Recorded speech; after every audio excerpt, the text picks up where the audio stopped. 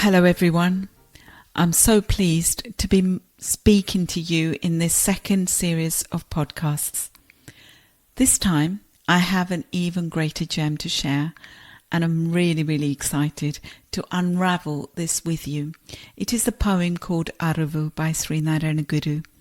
The podcast is based on the book by Muni Narayana Prasad, and you will be blown away, absolutely blown away, with his explanations and the understanding given here.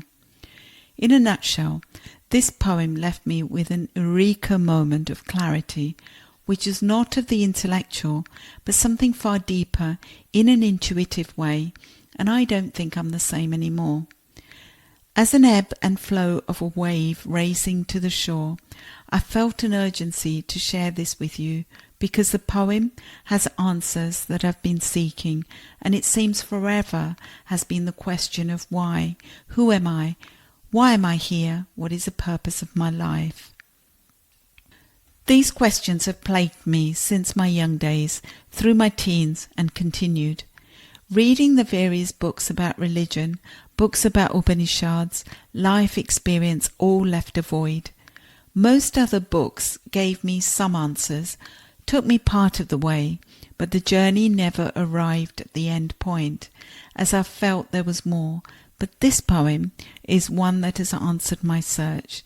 These verses, of which there are 15, and the explanations by Swami Muni Prasad, has satisfied my quest. After reading and rereading this poem and the explanations, I felt happier, and my questions subsided, and life had a meaning, and it was no longer my life, but life as a whole, and the meaning is that it does not have a meaning per se, but it is all part of evolving and involving, evolution and involution of the pure consciousness, which is infinite, immortal, and regardless, and our effulgent light. As I felt happier, I wanted to share this poem with you, and that's how this podcast number 2 came into being. Arivu, translated from the original language of Malayalam, means knowledge. Like all translations, something of the depth in the meaning is lost, as it means far more than knowledge, more than that which can be taught. It is inherent, and it is a felt knowledge. So I hope you really enjoy this poem, which is so exquisite as complex and simple all at the same time. I compared this poem with that of a pinhole occlude. An occlude is an opaque disc which has a small hole through it. It's used by the optometrist to test the visual acuity. So this poem is like the occlude, as it enlightens and answers questions about life, why, what, when, and how. So in this first series of podcasts, I will start with the introduction here today, written by Swami Muni Narayana Prasad, and then subsequent ones will take a verse at a time. My thanks to Swami Tammaya for the classes that he held over a period of 5 years, and I was fortunate to have been in his class, and his support and encouragement is the reason why these podcasts have been made. In the words of Swami Muni Prasad about the poem Arivu, he said, "It is a philosophical piece that is unparalleled in the history of taught all throughout the world." This is really exciting. You are really going to enjoy this amazing poem. So let's start this journey.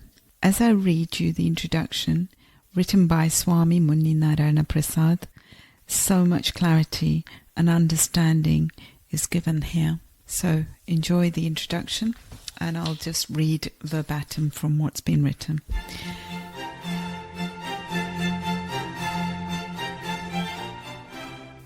To know, to think, and let know are the features that differentiate humans from other beings. Devoid of this faculty, humans are just like any other animal. Every knowledge is a functional mode of consciousness, and without it there will be no awareness of one's own existence, nor that of the world. This consciousness could be seen as of two dimensions, one the individuated and the other the universal. From the efforts we make to ensure sufficient food to eat, clothes to wear, a comfortable abode in which to live, and other activities of self-preservation at one extreme, to the never-ending efforts we make to know the secret of the world at the other. All such are functions of the consciousness of individuated beings. Let us now think of the consciousness that universally underlies the entire cosmic system. Many energy particles combine together in an unalterable and preconceived systematic way to form an atom of every physical element. Whether energy is a particle or wave, that is to say, whether matter or non-matter, is decided not by the energy we examine, but by the examining mind. This is a well-admitted fact by modern theoretical physics. At the other pole of it, we notice the countless galaxies and nebulae together forming a boundless universe. Though inconceivable to the human mind, this universe apparently has a structural coherence of its own, despite all the explosions and implosions that take place in it, and the unpredictable changes happening even at its minutest level. This indicates that a consciousness fills the being of the entire universe. Thus, individually as well as universally conceived, the world and the life system in it is supported by an inherent consciousness. What is this all-controlling and all-filling consciousness? How are consciousness and the objects it becomes conscious of related? Is consciousness one or many? Will there be a world existing without a knowing consciousness? How far is the extensiveness of consciousness? How can we know the real nature of this consciousness? Will this consciousness decompose and cease to be as all physical objects do? What existed before something being known? We know that we know. Is not knowing a knowledge or non-knowledge?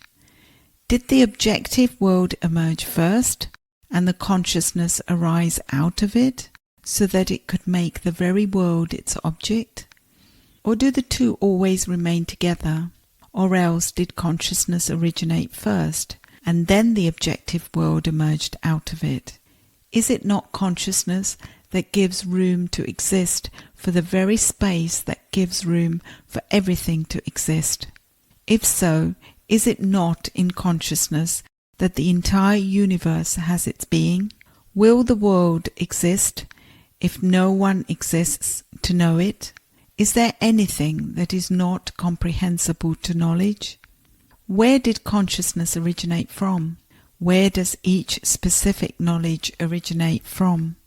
Who am I who knows? I am a being who knows. Under which category could consciousness be included when subjecting it to analysis? How does the experience of knowing emerge? By the knowing mind entering the object known, or by the known object entering the knowing mind? How are consciousness and I related? Am I consciousness itself? Or is consciousness simply a quality of the entity called I? How are the objects of knowledge to be understood analytically? How are the sense organs, because of which we are aware of external objects, and consciousness related? Each object of knowledge and the objective world as a whole apparently have respective structural perfections. Does the consciousness that knows them also have the same structure? Is consciousness something analyzable? Do such questions have definite answers, or is it altogether an answerless mystery? Numerous are such questions that consciousness creates about itself. Narayana Guru, in this pithy and short composition, answers all such questions as part of depicting a comprehensive vision of the functionally existing consciousness reality. Questions are answered in a dialectically conceived way rather than resorting to logical reasoning. That means the basic stand that Atma or Brahman, unconditioned consciousness, in essence is the one all underlying reality, is made a firm basis for the solution to all problems. If this forms one pole of the dialectical situation, at the other pole is placed each of the problems, and a solution to them is arrived at by relating each to the one firm basis. That Atma is consciousness in essence is accepted by almost all the Upanishads, and the evidence of it is our own direct experience. Narayana Guru gives special emphasis to this aspect in all his philosophical works. He proves logically also how it is one consciousness alone that unfolds itself as everything, particularly in his Advaita Deepika, the lamp of non-duality. In fact, this one stand makes it easier to solve many philosophical problems as well as the problems of actual life. This work is an original contribution of Narayana Guru to world philosophy in general and Indian philosophy in particular, for no such in-depth philosophical examination of consciousness seems to have been undertaken till now either in the East or in the West, other than a few psychological studies of the human mind that have guided different schools of Western psychology. A work having a personal mark of the Guru's own, its each word is filled with the clarity of a comprehensive vision of the one reality he realized. The original word for consciousness in the Malayalam language in which it is written is Arivu. Every line of this work of 15 verses and 60 lines begins with the word Arivu. We apologize for not being able to be as strict in this translation as Guru was in the original. It is to the strictness of sense rather than to the format that we give importance in the translation. The original is written in a musically recitable metra called Giti. We have tried our best to make the commentary as simple as possible, yet the subtlety of ideas in it does not yield to the simplicity of language. The reader, in order to comprehend the real intention of Guru, would have to read repeatedly each verse and its commentary and meditate on it before proceeding to the next. A familiarity with the Guru's Atmapadesha Satakam, 100 verses of self-instruction, along with the philosophy of Narayana Guru, a study based on the above work, and also the Advaita Deepika that forms part of this book, is recommended before making use of this work for one's spiritual pursuit. Such cryptical works of great seers, charged with the intensity of high philosophical vision, are not amenable to logically convincing commentaries. It is a myth that logic is the only way to scientific thinking, which helps you to attain certainty. For these reasons, any attempt to convincingly comment on such works will become futile, even if they go on endlessly. No commentary will be the last word either. The present commentary is also to be considered in this light.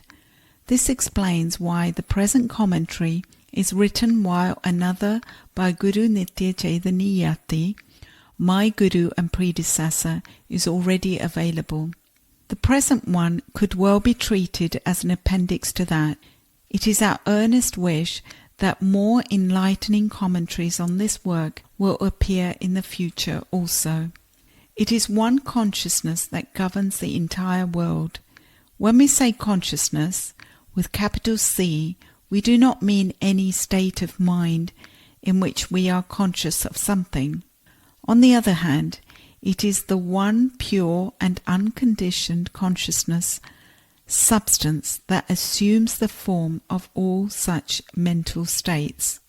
As the present work itself reveals, that one consciousness is the substance that appears as what we call the visible material world as well. It is the very same unconditioned consciousness that becomes conditioned and appears as the mental states of such unique, enlightened seers like Narayana Guru, and so the seeds of revolution in human understanding, both at the personal and social levels. In fact, it is the revolution that happens within the depths of human understanding that are then reflected as the revolutions in society. Such apparent social revolutions are easily taken notice of by observers, but the revolution causal to them happens within those who are enlightened, and it always remains unobservable. Discovering the nature of that unobservable inner revolution alone helps you understand who and what a great Guru like Narayana Guru is. In the particular case of Narayana Guru, the social revolution that took place in the state of Kerala, as inspired by him, is easily noticed and appreciated by historians, but the awareness revolution that took place within him, as revealed in the present short composition, remains yet to be properly appreciated by historians of philosophy. His philosophy is neither a repetition of the already existing schools like that of Sankara, Ramanuja, and Madhva, nor a compendium of all such philosophies. He precisely and concisely represents the Upanishadic vision in terms easily understandable to the mindset of a modern man. The present work shows clearly how original his way of thinking is. That brings us to the end of the introduction to the poem. So thank you for listening. I hope you've enjoyed the introduction, and I hope it's given you appetite and thirst for what is to come. Until next time, where I will be looking at verse 1. Goodbye for now, and once again, thanks for listening.